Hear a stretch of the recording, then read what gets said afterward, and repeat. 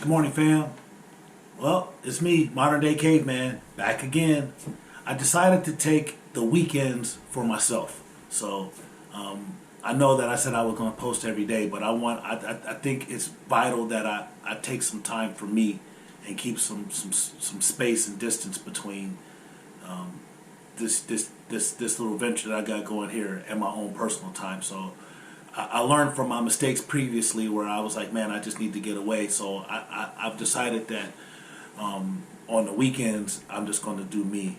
And I had a good time this weekend. I had a really good time this weekend. It was very peaceful. It was very peaceful, and I got my rest. I told you I was going to talk about the California Palms last time I talked to you. So for those of you that don't know, prior to me coming down here to Cincinnati, I used to work for the California Palms Addiction Recovery Campus. And that was an awesome experience because it really turned me into, it turned me on to the other side of the coin of corrections, I guess you would call it, because I basically got turned into a CO. It was weird because I remember the first time when I first got hired, and the first time that I had to pat one of the guys down, one of the clients down, and it was just, in my mind, it was just so ironic that I had, like, here I am, a guy fresh out of prison who's been subjected to pat downs and searches for the last 23 years, and now that's my job, is to pat down and search guys, go to their room and search their rooms. And so I remember the first time that I was actually patting a guy down, and I was like, this is like so surreal and ironic. It's just like, I can't believe I'm actually patting somebody down. And then the second day, like I was watching. I just happened to be watching the guys, and I saw a little transaction occur, and I was like I know he didn't just do that right in front of me. Like, he just, like, you can't think he was that slick. So I ended up finding some weed. Then the day after that, I went to a room to do a search and found some paraphernalia and drugs. And they were like, "How the heck did you find that?" Like, that was like, I thought that was like somebody must have told you. And I was like, dude, I just remember going into I remember searching the room, and I was like, I was like, okay, I just stood there and looked around. I said, okay, where would I hide something? And I went right to the air conditioning unit. Like, I looked at the air conditioning unit. I said, I wonder if this comes off. I went over and looked and saw a little corner of a bag sticking out, and I pulled the little bag. Next thing you know, I hit the jackpot. It's crazy, but anyways, I'm saying that just to say that I got turned into a correctional officer in a certain aspect, but I also made, like, I got a chance to be influential with a lot of those guys because I got the job because I went there for a speaking engagement. One of the counselors, who was a friend of mine, asked me to go there and speak to the guys because he had saw my journey and how I came out in the transformative powers of Christ and God, and how I changed my life and how I was doing so good out there.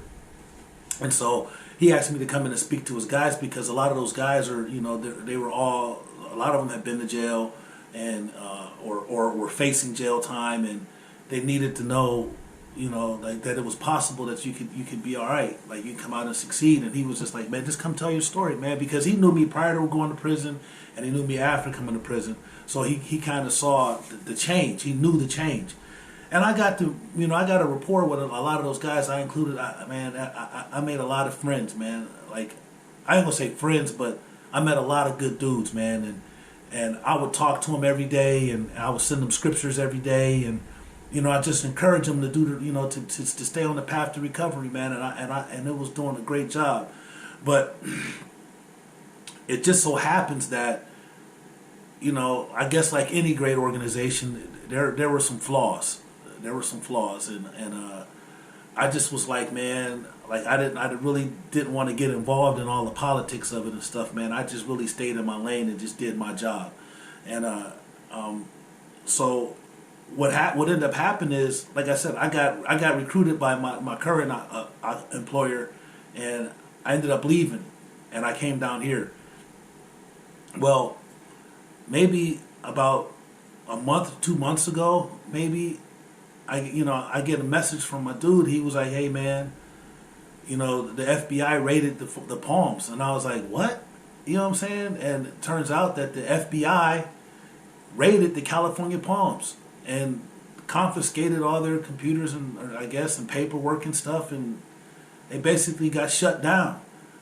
and I was like, whoa, you know, and I was like, wow. My first thing was to thank God. God moved me from there because I didn't need to be caught up in no type of FBI investigation at all. I was, you know, I'm on probation. I can't. I can't. I don't even know. Like I was like, dude, like I'm just glad. So I was like, what was it about? And he was like, man, it's Medicaid fraud.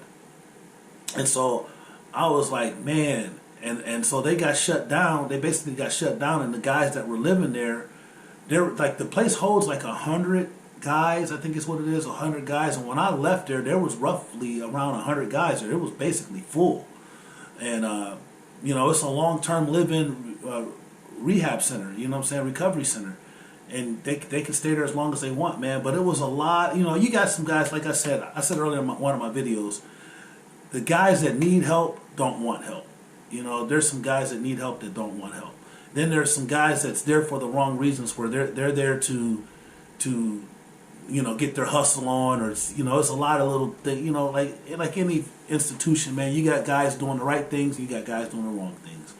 So, but I think that I was able to influence the guys to do right, you know, and they respected me because when I came around and I saw them doing stuff, I would just be like, man, I wasn't trying to be a hard case or, you know, like just real strict. Like I was cool with them. Like I was like, listen, man, you know I got to do my job. You know what I'm saying? So please just don't do it in front of me. Like don't let me see it. If you let me see it now, I got to enforce it. You know, what do you want me to do? Like I do have integrity. And so they'd be like, oh, here come Ramon, you know what I'm saying? And I'd be like, you guys, man. But I did my job and they respected me for it because I wasn't like trying to be a problem, you know. I wanted them to recover. And so what happened was, like when I left, man, I started getting messages from guys. It was like, man, Ramon, man, we miss you. We wish you were still here. And then guys started dying. Like there's like 6 guys that OD'd since I left, and these were guys that I was like monitoring, and I was on them, and you know, and it's just I'm hoping. Like I mean, I don't know. I'm not going to say that I played a big role in them on the road to recovery, but I know that I had influence in their lives because, like, the messages that I got from them, man, and the conversations that I had with them, like I know that I was influential in their lives, and that and I don't know, like it's not really guilt, but it's just like I feel a sense of remorse that I was not able to continue ministering to them, because it seems like when I left, like that might have been I might have been instrumental in helping them on the road to recovery, and now they're gone, you know, and it's just heartbreaking, you know, to see that those guys are dead over they OD'd, man. They all OD'd. 6 of them OD'd. So the California Palms, it was helpful, you know. It was helpful. It was saving lives. I will give you that. It was saving lives. It's just sad, man. It's just sad. And I look at, you know, God removed me from there. He had his reasonings for removing me from there, and I'm thankful that I came. I'm thankful that I'm here, you know, in Cincinnati. But that thing in Youngstown, man, was a blessing too. But you know, they say that, you know, God's things happen for a season and for a reason, you know. So that was my season there. Was just being at that California Palms, man, and maybe I saved one life, you know. Maybe the matter of fact, I know I did. I know I'd saved at least one life, you know. And the guy, he still messages me today, and so I'm good, you know. I can't save them all, you know, but I can help change one life, man. And so, you know, I got to look at it from that side of view. It's like I was able to help one guy recover, you know, and he's on a successful road to recovery. And you know, even Jesus lost some, you know, he lost some disciples. So I can't be mad at that. I couldn't save them all, but you know, the Bible is clear. You know, let those who have ears and have eyes, well, let them have ears hear, let them have eyes see, man. Like if you got to come to me, that's what Jesus says. You got to come to me. You got to profess with your mouth and your heart that He is Christ. But I know, like I said, I was able to influence one guy and lead him to recovery, and I guess that's all that matters. I can't save the other ones. I just only pray for him, man. And so, I encourage you that if you got somebody dealing with recovery, just try to stay positive in their lives, influence, and I encourage them to stay on the path, man, to recovery. Don't browbeat them, man. Like, just be compassionate. just sometimes, man, we all are flawed, man. We all got problems. We all got issues. That's the bottom line. We all got issues. Well, I just wanted to get that off my chest. I gotta say it.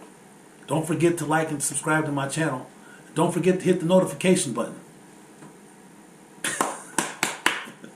Yeah. All right. Remember, God loves you, and so do I. Peace. One love.